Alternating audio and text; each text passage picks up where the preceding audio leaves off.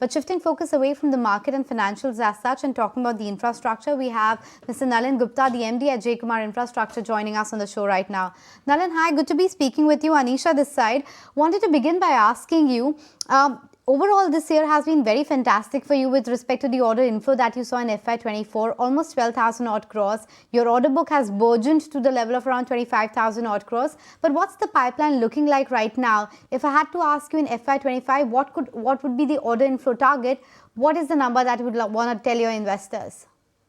Well, Anisha, good morning. And I would say that the last year has been surely historical for J Kumar in terms of the order book of 12,000 crores that we have bagged, taking the order book to 21,000 crores. And this year in the Q1 itself, we are L1 in projects worth around 4,600 crores, mainly from two projects coming in from MSRDC for the access control expressways that MSRDC is constructing, and one project at Harinagar for the building job of around 500 crores. So we are targeting something between 6,000 to 8,000 crores for sure for this financial year.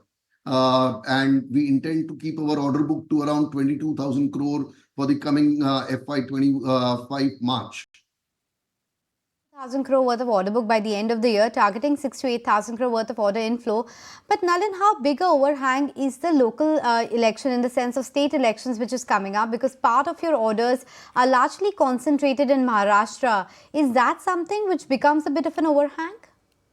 Well, Anisha, I would say that J Kumar's order book is spread pan-India, and it is a matter of opportunity wherein currently you can see around more than 60% of the order book coming in from Maharashtra. But this is a matter of opportunity that comes, and we are already operative into 7 states. And I would say Maharashtra as well as pan-India will look at a lot of traction in terms of the order book, and we are very hopeful that there should be a good spending on the order book for this financial year as well by the government. Okay, right.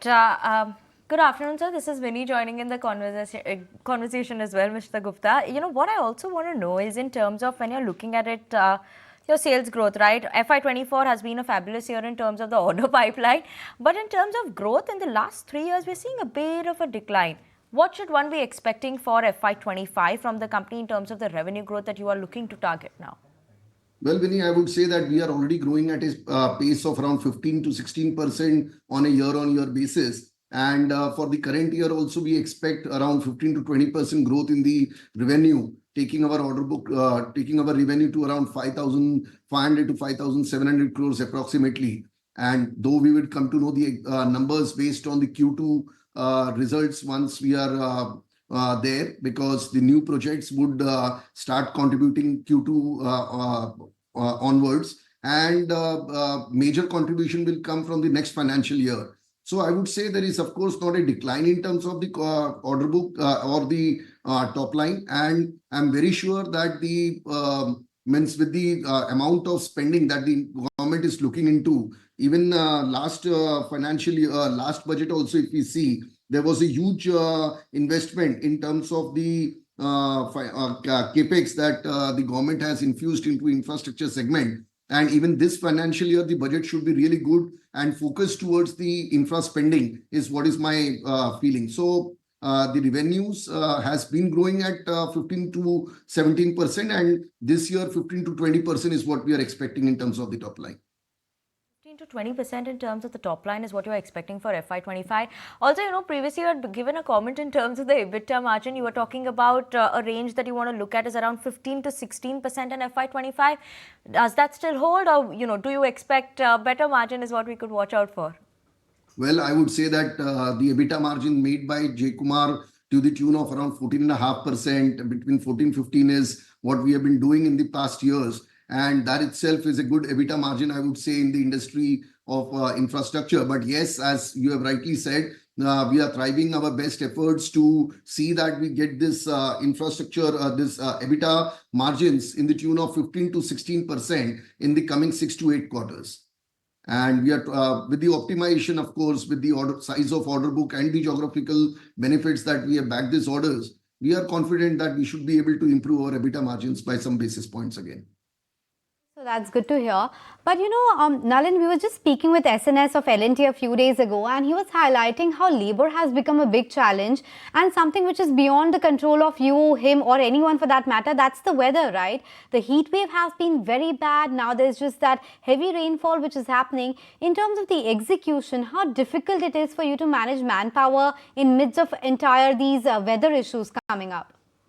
Well, Anisha, I would say that as rightly mentioned, this particular quarter, we could see a lot of shortage in terms of the labor because there was, I would say, a lot of things that came together. It's the elections. When the elections are there, there is a shortage of labor inflow. The people who go to villages don't come back so easily till the elections are over due to the local restrictions. And again, the heat wave, the rains. So, of course, this is a temporary, I feel this is a very temporary issue. And though there has been some shortage, I do not deny to it.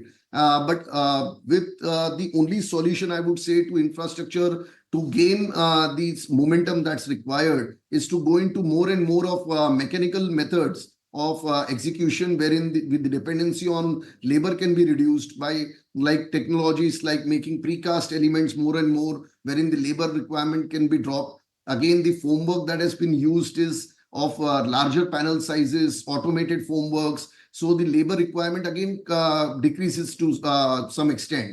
But yes, there is a labor shortage temporarily as of now. But I think that should be overcome in the coming 1 or 2 months' time. In the coming 1-2 months, you're expecting it to, become better. Normalize. But at least in terms of Q1, then would we see a bit of an impact of that in terms of execution due to the labor issues that are going on? Well, so means there should not be a major impact as per se that I would say that there is a major impact. There was some shortage, I fully agree, and this has been throughout the infrastructure sector, and that's for the reasons which I have already mentioned. But I don't see this as a hurdle, as a major hurdle, or as a something which is going to be persistent. And as we have said that laborers have already started coming in June month also, we could see good number of laborers that have come. And in July, I think it should regain the total normalcy is what is I believe in. Nalin, on that note, we let you go. Thanks so much for making time and speaking with us. If you like this video, then like, share and subscribe to ET Now.